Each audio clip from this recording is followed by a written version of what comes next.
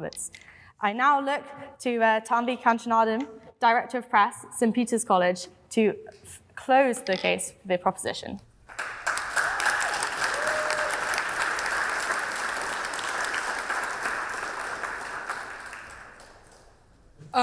Before I begin, I wanted to take a moment to respond to a point the Right and Honourable Lord Marland made about setting aside the evils of colonialism and empire, to which I would say, for many of us, that is simply not possible. Thank you, Madam President. It is an honor to be speaking in this august chamber here tonight, and it is especially an honor to be speaking at your inaugural debate of what is no doubt going to be a fantastic term. Before we begin to consider what the future of the Commonwealth might look like, I think it is worth considering what the status quo is of that institution. And members, it is true that the status quo of the Commonwealth, as it stands, is fundamentally remiss.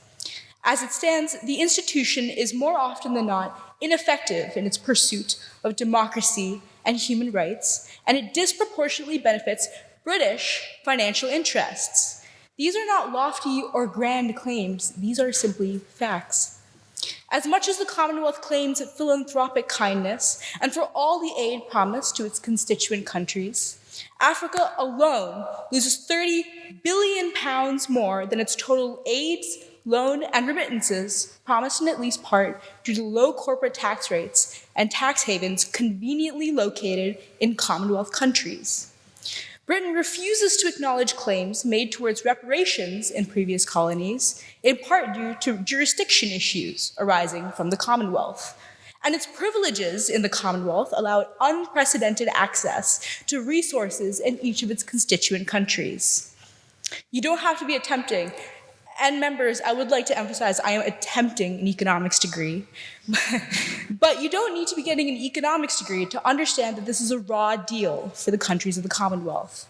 And the countries that do disproportionately benefit from the Commonwealth, like Australia and Canada and New Zealand, who hold immense governing power in the institution and generally benefit from trade with long-standing ties with England, all have one particular thing in common.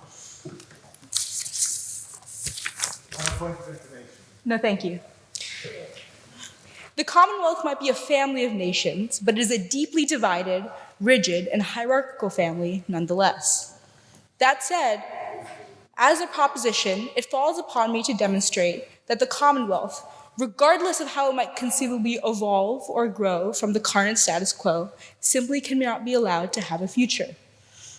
And so, even if it is the case that the Commonwealth is capable of evolving into a beautiful, multilateral, inclusive utopia, the question remains whether this cooperation should exist within the framework of a British institution.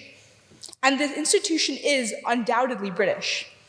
The opposition would have you believe that the Commonwealth can exist as some kind of post-colonial institution where every country has an entirely equal say. And to be clear, I am not against the concept of international cooperation, and I believe that every country in the Commonwealth, no matter how big or how small, deserves the power and ability on the global stage to advocate for their own financial betterment and to defend democracy and human rights and the values they believe in. But the thing about historical context, however, is that it can never truly be scrubbed away. As Australian writer Richard Flanagan said, what supposedly bound the Commonwealth together was a mysterious shared identity called Britishness. As long as this international cooperation occurs in a Commonwealth that is fundamentally tied to the British monarchy and leadership, the question remains whether a country currently in the sunset of its power in the free world deserves to helm this organization. It used to be that the sun never set in the British Empire, but members, I assure you, I have traveled all the way from America to Oxford, and there's no sun in sight, only gray skies. But the foundation of shared Britishness is important, as it raises the point of whether or not the Commonwealth can ever escape the colonial power dynamics of less than a generation ago. The Commonwealth has had over 70 years to evolve, and at some point, we have to ask ourselves, why? Why is it fundamentally incapable of potency and fulfilling its mission?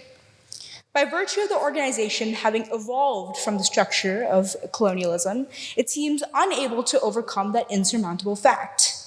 For example, India, who by population makes up more than half the Commonwealth on its own and occupies a powerful position in our modern global economy, has had spotty attendance at best at the Commonwealth head of government meetings.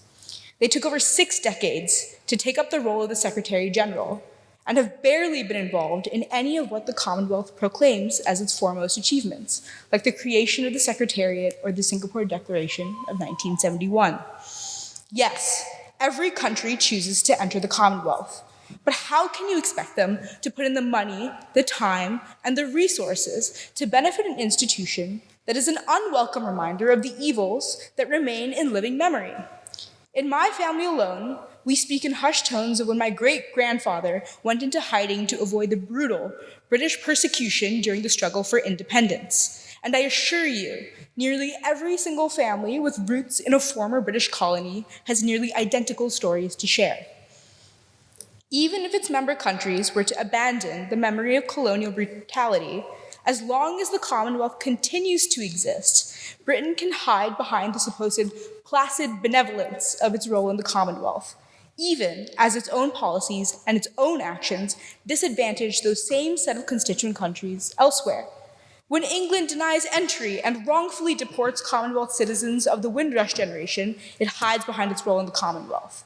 When England abides by human rights atrocities globally and abandons its grand ambitions for global democracy, it hides behind its role in the Commonwealth.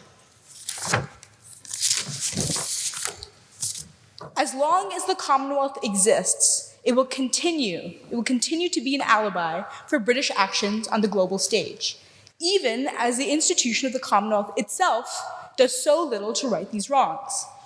Ladies and gentlemen, as you walk through those doors and you consider your vote on this debate, consider this. This debate is not necessarily about the efficacy of one single institution.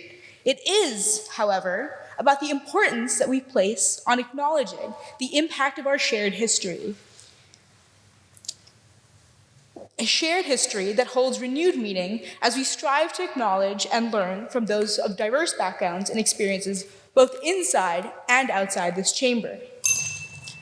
Implying that the Commonwealth is a faultless institution that inspires only goodwill and benevolent action around the world is nothing short of a pipe dream and a blatant falsehood. And declaring that the Commonwealth can move on from its eerie past and current tribulations undermines the lasting dynamics and resentments that permeate our modern institutions. A vote for the proposition, however, acknowledges the fundamental power of our shared history. Members, I hope that you will join me in voting for the proposition. Thank you.